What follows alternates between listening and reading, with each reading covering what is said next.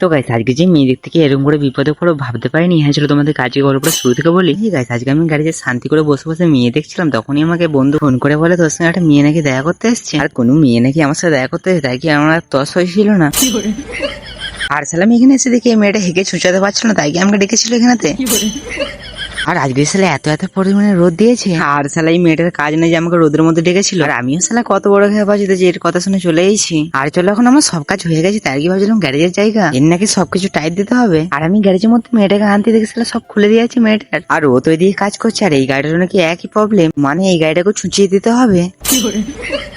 না মানে এই গাড়িটাকেও ধুয়ে দিতে হবে, আর একেও ধুয়ে দিতে হবে। তার জন্য আমরা দু বান্ধবী মিলে বেরিয়ে পড়লাম ধুয়ে দেওয়ার উদ্দেশ্যে। আর যতক্ষণ আমরা ধুতে যাচ্ছি, তোমাদের যদি ভিডিওটা ভালো লাগে তাহলে একটা লাইক করে দিও, কমেন্টে লিখে দিও কেমন লাগলো তোমাদের ভিডিওটা। এখানে এসে দেখি শপিং মল বন্ধ, তাই কি আমার বন্ধু ওপেনিং করছে। আর এত বড় শপিং মলটা আমার বান্ধবীটা খুলতে কোন দিকে ধরেছিল নিজেও জানে। আর আমার তো এই গরমের মধ্যে মোটেই ভালো লাগছিল, তাই কি আমি এদিক ওদিক করে বেড়াচ্ছিলাম। দেখি আমার বান্ধবীরা গাড়ি ধুতে লেগে গেছে। চলো এখন আমার বান্ধবীরা গাড়ি ধোক, আর আমি এখানে বসে বসে গাড়ি ধোয়া দেখি। তোমার সঙ্গে দেখা হচ্ছে নতুন কোনো ভিডিও, ততক্ষণ জন্য বাই বাই।